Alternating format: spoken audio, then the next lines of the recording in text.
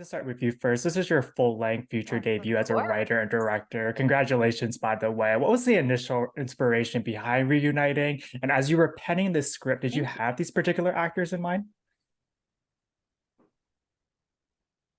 Great question. So about 10 years ago, maybe, I was at the Toronto Film Festival and they were doing like a retrospective screening of The Big Chill. And the whole cast was there. It was awesome. And I was watching it and I just thought, I'm like, why does nobody make movies like this anymore? Like, I loved these movies, like Breakfast Club and Steel Mhm. Magnolias and these like ensemble dramas that, have a reverent dialogue and all of this. So I'm like, I want to make a movie like this. But it was not quite the right time for me to make it. And so when I was thinking about making my first feature, the idea kind of sparked back up. And then, yeah, I just wrote it. As far as the actors go, Michelle, I always knew I wanted to play Rachel. I did not tell her for a very long time though, because I really wanted the script to be good because I didn't want her to say no. And then David, of course, so David, who plays Danny, he's my husband, so I knew he was going to be in it. And then everyone else, I kind of had ideas but not really. And then Jesse was like such a surprise. It never occurred to me that he would want to be in my movie.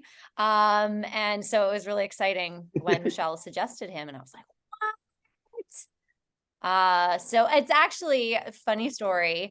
I listen to music when I write, especially like sad, emotional stuff. And having no idea that Jesse was going to be in the movie, one of the songs that was on it's called Sad Writing Songs. That's the playlist. Oh And my one of the God. songs on that is, yeah, that's what it's called. And one of the songs is Jesse singing from Rent, I'll Yeah. Cover You. So I listened to this song over and over again while I was writing. And that like a year before he even came onto the project. So, when he said he would do the film, I was like, whoa, it As all a kind of side, came together. yeah, it was meant to be. And Jesse, you've done it all throughout your career. What was it about Laura's script and this character in particular that resonated with you? Well, let's start with the fact that Michelle Harrison's good friend. I'd worked with Yeah. her for, a whole decade before I even met Laura and got to read this script. And she asked me to do it. And I honestly said yes before I even read it, which is not necessarily my MO. But I was like, yeah, Michelle's in it. It's her friend. Any friend of Michelle's is a friend of mine. Why not? And then I Mhm. read it and I was like, oh, wait, this actually might be good. This might be a whole lot of fun. And, uh, to Laura's credit, like when you think about a film like The Big Chill, right? You're like, how would that translate to us today? Like, how would that translate to Laura and her group of friends? Specifically, how would that translate in her mind after listening to her list of sad songs to write by? Like, and she did it. She put that shit on. Excuse my language. She put it on the page. She put it on the page, and I was super excited. I was like, "Wow, this might be really cool." I kept imagining what the soundtrack would be like because for films like this, soundtracks are so important. For people's lives like this, soundtracks are so important. Everybody who ever gets together with friends they've known forever, they haven't seen in a long time, there's music, there's food, there's Yeah. smells, there's things that are always going to rush back, all these great memories or some sad memories, bring up things that you never thought about or you should have thought about, bring up decisions you made that you never really explained, took accountability for, or need to take accountability for. She gave us the space to do all those things. She's also very, very smart. She put together not only a great group of actors, but an incredible crew, including her own mom, to make sure that everybody was well looked after, well taken care of, Mhm. and you had the best space you could possibly be in to do the damn thing. Mhm. And I will forever be grateful for that. Thank you, Laura. Well, thank you, Jesse. Yeah, perfect segue to this next question. But something that I think will resonate with audiences that we all have those group of friends who, when we get together, it's like no time has passed. For each of you, who are the people in your own life who have shaped the storyteller that you are today? Ooh, Laura, you go. Whoa. Oh man, I mean, anyone who's friends with a writer has to assume that, your life is going to end up on a screen. Um,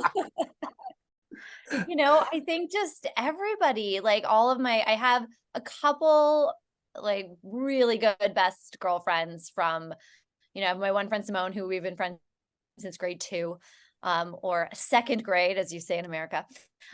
And then my other friend Julie, who we've been friends since we were 16. She's actually flying down to Austin. She had to get Oh, a passport for her baby because she has to bring her baby with her. But it's just, you know, I don't know, everybody. I think everybody that you meet teaches you something new, and then that eventually gets translated into scripts. I mean, there's a line in the movie where one of the women says she didn't know, like, when she was talking about childbirth, that she could that a human could experience that much pain and not die.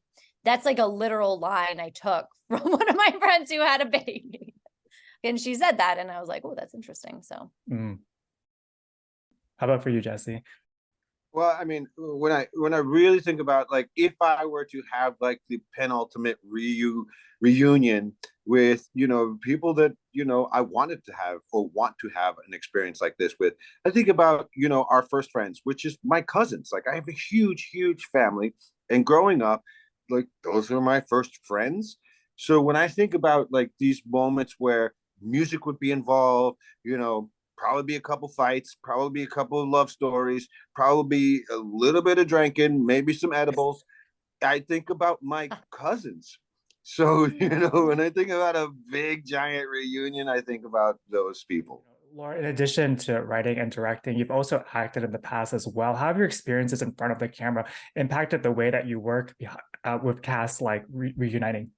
yeah, I think it's everything. Like, I think I am the writer and I am the director that I am because of my acting background. Mhm. You know, when I write, I trust actors. I trust that I'm going to give them a little Very bit, true. they're going to take it further, you know. And the same thing with directing. It's like I know how to talk to actors, you know, and I try my best to make them feel as safe and comfortable as possible. And I just, because I know what it feels like when it's not like that. So, you know, I think sometimes I go, oh, I wish I'd started directing earlier.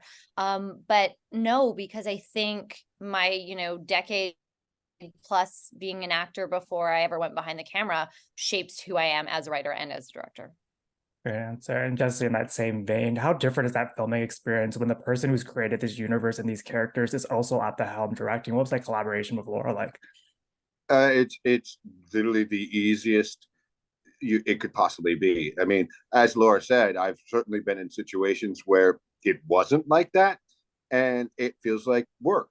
And you know, one of the things I love about my life and this career is, in most cases, it doesn't ever feel like work.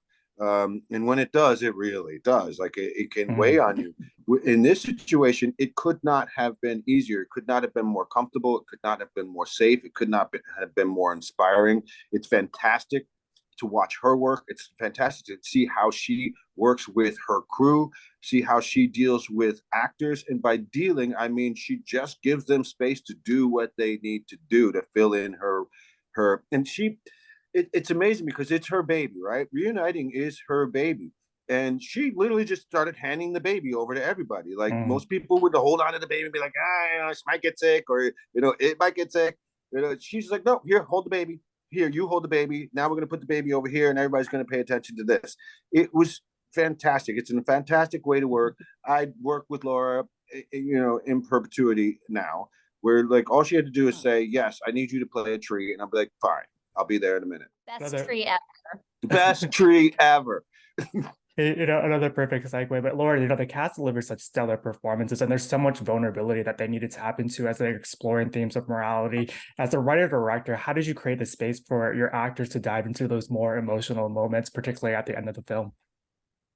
I think one of the things that I did is I had a group of television actors, of people that do a lot of work on TV. And I Mm, think what happens in TV a lot, nothing wrong with TV, but you overshoot the scene, right? You shoot it so much that everyone's like, oh, I've got to save my performance. Because you have to do a good job. The camera's on you. And I really wanted to shoot this in a way that let the actors be free in the space and never have to hold anything back, which meant we shot way less coverage. And we did takes because I wanted the actors to be able to never have to hold anything back. So I think that it took a couple days for us to get into the rhythm of that. But once we amazing. It was so great. And the actors realizing that they could just act and they didn't have to worry as much about the camera. I was like, I will put the camera where I'm gonna put the camera. Don't worry about it. You guys just do your thing. So if I could add, yeah. Laura, you also picked actors who are very attuned to working in the theater where you don't get a second take. And you know, you just have to show up as soon as that curtain opens, right? And to me, that's the best kind of group to work with. And it's certainly wonderful to have a writer director who recognizes that, you know, in a film space, because she's right. You know, oftentimes in television and in film, things get shot over and over and over again, and you could literally wear yourself out emotionally and physically. And she, you know, it's like she created a space for us to do it quite comfortably, but she also brought in people who could do it at a drop of a dime. You know, Jesse, as life imitates art, like you were saying, you know, this project finds you reuniting with Michelle, who you've worked with previously. How beneficial is having that prior relationship as you approach the very nuanced journey between your two characters and that reveal that happens halfway through the film? Well, Michelle was my linchpin because she was really the only one that I actually knew coming into the film. So, you know, I'm sort of looking at her like, these are your friends, like, make sure they like me. You know, you know what I mean? But again, you're dealing with such a fantastic group of actors, you know, and with Laura at the helm, like once we all got to know each other, it was all good and all working, right? Like, so, you know, once we got into that space, all she had to do was say action and things just came to. And, you know, you got a group of people who give each other space, and, you know, they listen more than they talk. And, you know, you everybody felt safe in sort of putting themselves out there, to like taking themselves and turning themselves inside out. You know, it's fantastic. It was fantastic. It's a fantastic way to work, and I'd love to work like that for the rest of my life.